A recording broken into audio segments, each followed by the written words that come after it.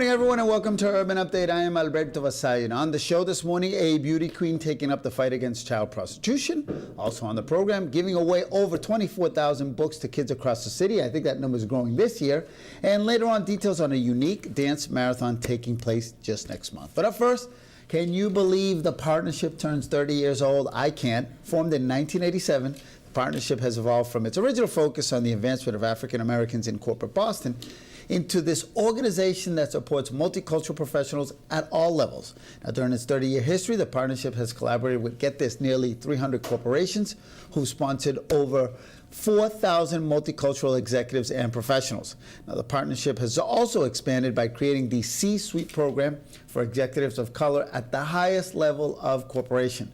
To tell us more, we're excited because we invited the partnership's CEO and president, Carol Fulp, and we can get into Carol's accolades later on, but we only have 6 minutes. And Hiten Patel, he's vice president of an investment firm in Boston, but more importantly, he is also an alumnus of the partnership's Next Generation Executive Program, which we'll get into. But first, I want to get into you. So 30 years like that. Yes, I know. Can you believe it? Unbelievable. Wow, you were saying that you remember when the partnership first started. Absolutely.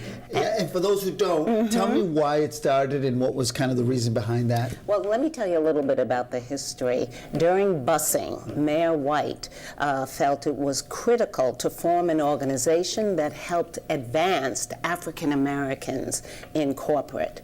He called upon the Cardinal, he called upon the publisher of the Globe, called upon the head of Bank Boston to form an organization called the Boston Committee that would advance African Americans in business. He felt if we are going to succeed, we need to be able to penetrate business. At the same time, Hubie Jones, Yes. Dean of Boston, yeah, exactly, Dean of Boston University School of Social Work, formed an organization called the Boston Corporation that would enable community leaders, African-American community leaders, to dialogue with individuals in the business community. Ultimately, those two organizations merged to form the partnership, thus the name. And here we are 30 years later. And before I get to Hiten, how do you describe the mission and vision of it to those maybe from out of state who don't know and say, wow, what is going on in Boston with this partnership? Well, first and foremost, the partnership's mission is to help ensure the economic competitiveness of the region. Now, there are lots of organizations that do that. The Chamber of Commerce, we also have the New England Council, but at the partnership, we help ensure the economic competitiveness of the region by attracting, training, convening, retaining professionals of color. We work with professionals of color like Hiten to ensure they reach their full potential. And we also work with corporations to ensure that they create a culture where diverse professionals can thrive. Yeah, because before, do you remember the days where they would say, we want to hire more professionals of color, well, where are they, right? And that was always the excuse of, well, where are they in the pipeline, where are they? So you guys kind of stepped in and said, we're gonna give you a bunch. Correct. And it's not only about hiring, it is, do you as a corporation have a culture where diverse professionals can thrive, where you're valued, where you are included? They say that diversity is being invited to the dance, but inclusion is being asked to dance. Oh, I like that. I always learn something new from Carol. All right, and now I got to meet you, Ted. So tell me about your journey and what it really meant for you, because you were part of the executive program, right? I was, yeah. So I was in the Next Generation Executive Program. I think, I'll start off with how powerful it was to me. I think to me, if you take something home, it's powerful to you. So I took this home, and I was raving about it so much that my wife is in the program this year. Oh. So I think, we may be the first couple who have done it. I'm not too sure, but not the first, and not the last. Okay.